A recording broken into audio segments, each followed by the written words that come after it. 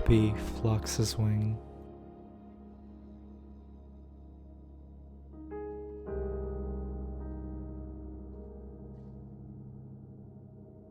As the bird hunts for his prey.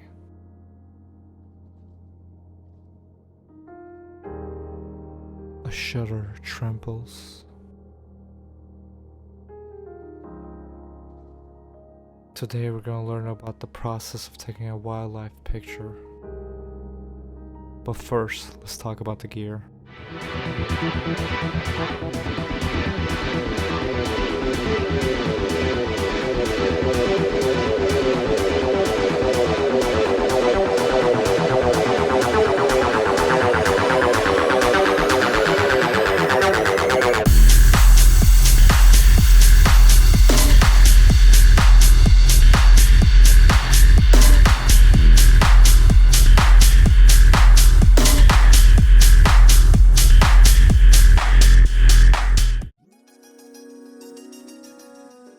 So how much money should you be spending if you're getting into wildlife shooting? Now if you're just starting out, you can just get yourself a cheap Micro Four Thirds camera, like I have one right here.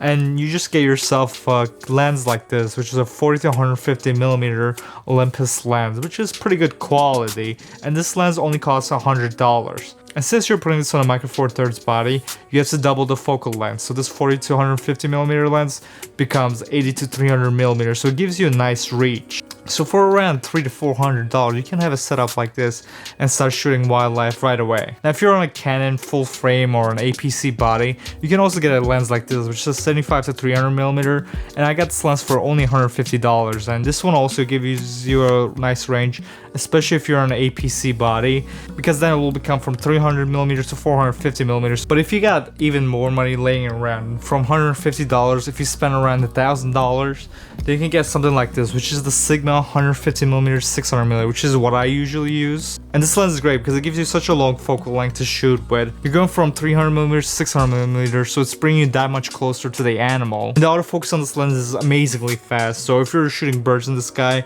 you can catch all of them with this lens. If you got even more money laying around, then you can spend upwards of $15,000 on getting yourself a 6 or 800mm prime lens. And those lenses, honestly, you don't see that much of a difference between those lenses and this $1,000 lens. But if you're doing it as Livy, it might be worth you getting those $10,000 lenses to get those extra reaches, to get those sharper images, and you should get a step or two more of light with those lenses.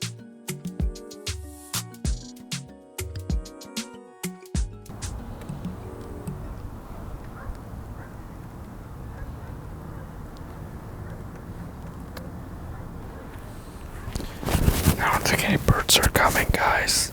I think this is a waste of time.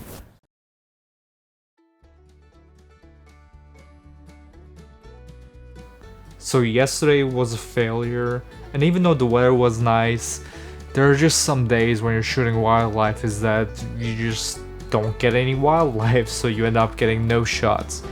But you gotta keep that in mind, and you gotta expect it, and you just gotta enjoy the experience of just staying in nature and just enjoying the wilderness. So today we're gonna go out there again and try to get some shots.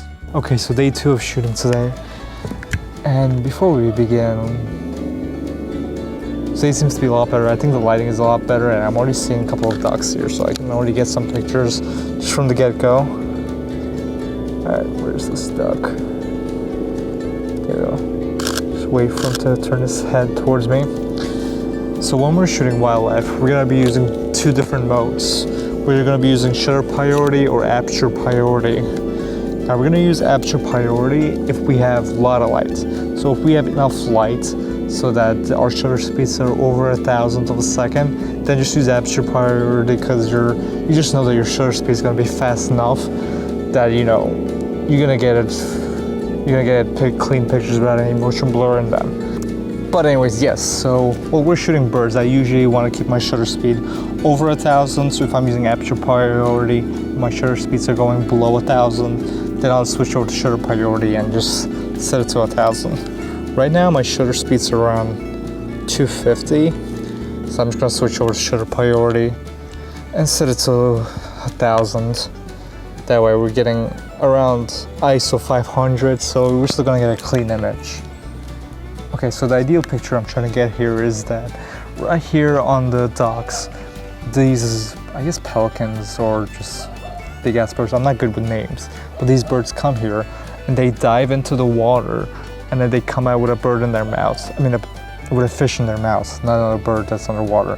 They come out with a fish in their mouth. So I'm trying to get a shot of them coming out of the water with the fish in their mouth. So that's what we're trying to accomplish today.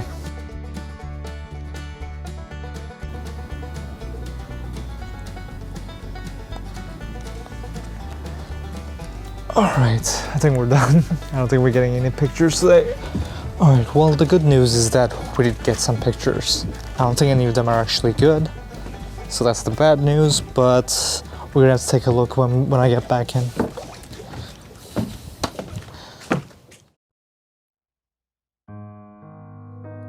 So today was the last sunny day out in a long time. Tomorrow's gonna start raining and then it's just gonna be cloudy for the next week pretty much. And even though we had perfect weather today and we had a bunch of birds flying around, they just didn't do what I wanted them to do. And that's the unpredictability of wildlife shooting, is that even if every other condition is fine, if the animal is not doing what you want it to do, then your pictures are not gonna be perfect. So I don't know what's gonna happen for the next few days, since the weather is just gonna be cloudy.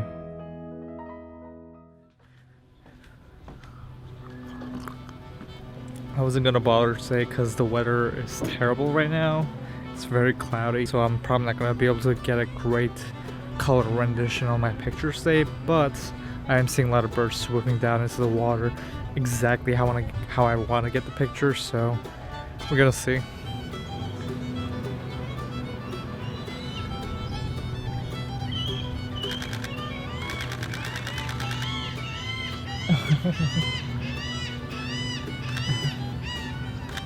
The birds are definitely way more active today. I just got a picture of them just fighting each other. They are swooping, but they are just swooping each other. They just are mad at each other, so I'm looking for a picture of them swooping into the water, which I don't know if we'll get or not, but they do seem to be more active than they were for the past 2 days. I do have some cool shots. I don't know if I have one. Oh yeah, we get a picture. Oh hell yeah, look at this. We got a picture of the bird with the fish in its mouth. Honestly, if our battery's died about to die, we're at 7%, I got a pretty good picture, so I'm kind of happy with it. Oh my god. Did you guys see that? Something just came out of the water and buzzed and then went back in. I had no idea what that was and I'm kind of scared now. Okay. My battery's dead. I think I got some good pictures, so let's go back now and see how the pictures are. So after 2 days of shooting, I finally got the picture I wanted. And make sure to stay tuned to the credits of this video, where we're gonna play a slideshow of all the pictures we have taken. So what have we learned in the past 3 days that we have been shooting? First of all, there's a lot of randomness factor to wildlife shooting, where since these are wild animals, you don't have control over them, so you're not gonna be able to get the exact picture you want, but you might get on the first try. You never know. It's all based on luck. That's why it took us 3 days, but it could have taken us 1 day. But there's also a lot of preparing to do also. Choosing the right gear for the right animal you're shooting is very important. If you're going to be shooting something like a bird or an animal that you can't get that close to, you're going to need a long lens in order to do so. But if you get an animal that you can come close to, then you can get away with a shorter lens also. Planning what day to go out and shoot is also very important. Looking at the weather ahead of time and where the sun is going to be, so going at the right time of the day so you can get the perfect lighting for your animal that you're shooting is very important. For example, in the middle of the day you're going to get the most amount of sunlight, but if you're shooting something like birds in the sky and the sun's right above you, then all the birds are just going to be in the shade because the sun's going to be right behind them. So stuff like that is important to keep in mind while you're going out shooting. You have to be patient when you're shooting wildlife.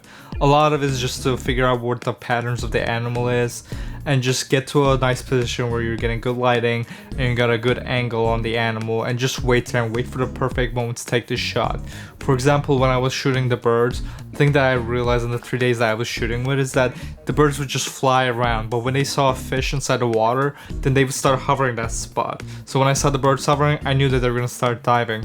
And right before they dove into the water, they would fly up a little bit and then they would go into the water. And the thing to keep in mind is that when you're autofocusing with your camera, when the bird is diving into the water, you gotta remember to stop focusing, because once the bird goes into the water, then since they're out of the frame, the camera will then try to focus into the background, and then you'll completely lose autofocus, and then the bird will come out and then it'll just be completely out of focus.